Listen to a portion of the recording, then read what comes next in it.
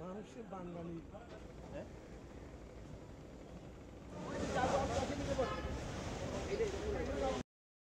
সীমানা পিলারগুলো আবার খুঁজে বের করছি।